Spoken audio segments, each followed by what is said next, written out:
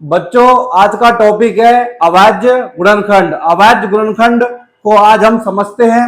अभाज्य गुणनखंड में दो शब्द है, अभाज्य और गुणनखंड। पहले तो इस शब्द को समझते हैं, अभाज्य का मतलब क्या होता है, और फिर बाद में समझेंगे हम गुणनखंड का मतलब क्या होता है। अभाज्य का मतलब ए यानी नहीं, और भाज्य यानी जिसे हम भाजित, अभाज्य जिसे हम भाजित नहीं कर सकते, जिसे हम भाजित नहीं कर सकते, अर्थात उस संख्या में सम व एक के अतिरिक्त किसी भी संख्या का भाग नहीं जाता हो, अभाज्य संख्या कहलाती है।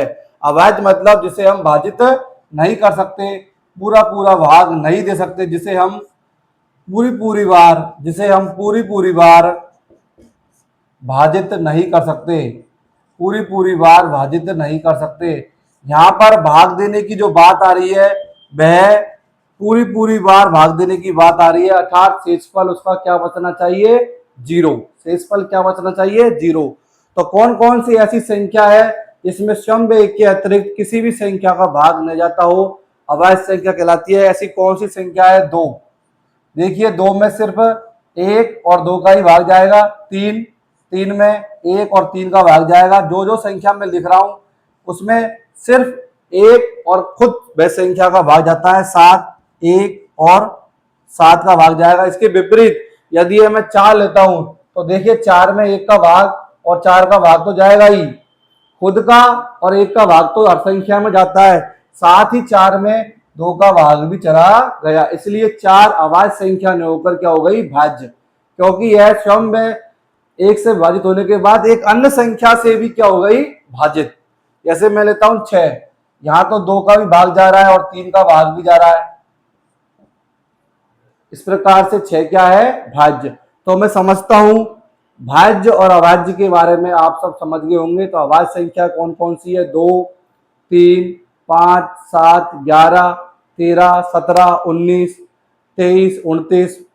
अब देखिए बच्चों, एक न तो अभाज्य संख्या है न ही भाज्य, एक जो है वो न तो भाज्य है न ही अभाज्य है। इसके बाद में दो, दो एकमात्र ऐसी सम संख्या है जो अभाज्य है, दो एकमात्र ऐसी सम संख्या है जो क्या है, अभाज्य। तो मैं समझता हूं अभाज्य के बारे में अब आप बिल्कुल समझ गए होंगे कि अभाज्य संख्या क्या होती है। इसके बाद में हम चलते हैं गुणनखंड। गुणनखंड को समझना बहुत जरूरी है। गुणनखंड, इसमें दो शब्द है। देखिए, गुणनखंड, गुणन और खंड। खंड का मतलब होता है टुकड़े टुकड़े, क्या होता है बच्चों, टुकड़े टुकड़े। और गुणन का मतलब होता है गुणा, मतलब किसी संख्या के टुकड़े टुकड़े कर दो। टुकड़े टुकड़े किसके रूप में करने हैं, गुणा के रूप में। किसी संख्या को छोटे छोटे टुकड़ों में बांट दो और उसको टुकड़े कैसे होने चाहिए, गुणा के रूप में। और हम यहाँ पढ़ रहे हैं अभाज्य गुणनखंड। क्या पढ़ रहे हैं, अभाज्य गुणनखंड। मतलब उस संख्या के टुकड़े टुकड़े करने हैं और वो संख्या क्या होनी चाहिए, अभाज्य संख्याओं के रूप में टुकड़े टुकड़े करना ही अभाज्य गुणनखंड कहलाता है। अब देखिए, जैसे मैं 12 के टुकड़े करता हूं, 12 जो भाज्य संख्या है उसके टुकड़े करता हूं, 2 गुणा 2 गुणा 3, 2 गुणा 2 गुणा 3। 12 जो संख्या है उसके मैंने टुकड़े टुकड़े कर दिए, और टुकड़े टुकड़े कैसे किए, गुणा के रूप में। कैसे किए, गुणा के रूप में। और ये सभी संख्याएं क्या है, अभाज्य। अभाज्य संख्याओं के गुणा के रूप में टुकड़े टुकड़े करना ही अभाज्य गुणनखंड कहलाता है। तो आप सब समझ गए होंगे अभाज्य गुणनखंड क्या होता है। इस प्रकार से हम अभाज्य गुणनखंड करते हैं। अब देखिए, मैं करता हूं 24 के, और एक आपको मैं बता दूं, एक प्रमेय होती है अंकगणित की आधारभूत प्रमेय। अंकगणित की आधारभूत प्रमेय वो क्या कहती है, प्रत्येक भाज्य संख्या को अभाज्य संख्याओं के गुणनखंड के रूप में लिखा जा सकता है। ये अंकगणित की आधारभूत प्रमेय होती है। तो हम वही पढ़ रहे हैं, अभाज्य गुणनखंड। 24 के अभाज्य गुणनखंड करेंगे। सबसे पहले किसका भाग देते हैं, दो का। किसका भाग देते हैं, दो का। दो का भाग दिया 24 में, 2 एकम 2, 2 दूनी 4। फिर दो का भाग देते हैं, 2 छिक्के 12। फिर दो का भाग देते हैं, 2 तिया 6। फिर 3 का भाग देंगे, 3 एकम 3। तो आप देखो यहाँ पर 24 के अभाज्य गुणनखंड क्या हुए, 2 गुणा 2 गुणा 2 गुणा 3। 24 के टुकड़े टुकड़े कर दिए, 24 के क्या कर दिए, टुकड़े टुकड़े कर दिए गुणा के रूप में, और वो संख्या क्या है, अभाज्य है। देखो 2 अभाज्य, 2 अभाज्य, 2 अभाज्य, 3 अभाज्य, तो ये क्या हो गया, अभाज्य गुणनखंड हो गए 24 के। इनको वापस गुणा करते हैं, 3 दूनी 6, 6 दूनी 12, 12 दूना 24, यस 24 के अभाज्य गुणनखंड हो गए। अब हम करते हैं 48 के। 48 के अभाज्य गुणनखंड देखो, 2 का भाग देंगे, 2 दूनी 4, 2 चौके 8, 2 एकम 2, 2 दूनी 4, 2 का भाग दिया, 2 छिक्के 12, 2 का भाग दिया, 2 तिया 6, और फिर 3 का भाग दिया, 3 एकम 3।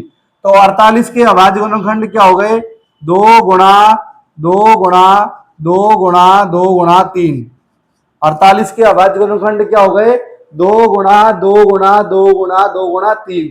वापस इनको गुणा करो, 3 दूनी 6, 6 दूनी 12, 12 दूना 24, 24 दूनी 48। इस प्रकार से हम किसी भी भाज्य संख्या को अभाज्य संख्याओं के गुणनखंड के रूप में लिख सकते हैं। सबसे पहले 2 का भाग दो, 2 का भाग नहीं जाए तो फिर 3 का दो, 3 का भाग नहीं जाए तो फिर 5 का दो, 5 का नहीं जाए तो 7 का दो, 7 का नहीं जाए तो 11 का दो, 11 का नहीं जाए तो 13 का दो। इस प्रकार से हम भाग देकर उस बड़ी संख्या को छोटी संख्या के गुणा के रूप में ले सकते हैं, वो भी अभाज्य संख्याओं के रूप में। ये कहलाता है अभाज्य संख्याओं का अभाज्य गुणनखंड, प्राइम फैक्टराइजेशन। अब हम अगला करते हैं 144 के अभाज्य गुणनखंड। 144 के अभाज्य गुणनखंड करते हैं, सबसे पहले 2 का भाग देते हैं, 2 सत्ते 14, 2 दूनी 4, 2 का भाग देते हैं 36 दूनी 72, 2 का भाग देते हैं 18 दूना 36, 2 का भाग देते हैं 2 नाम 18, 3 का भाग देते हैं 3 तिया 9, और 3 का भाग देते हैं 3 एकम 3।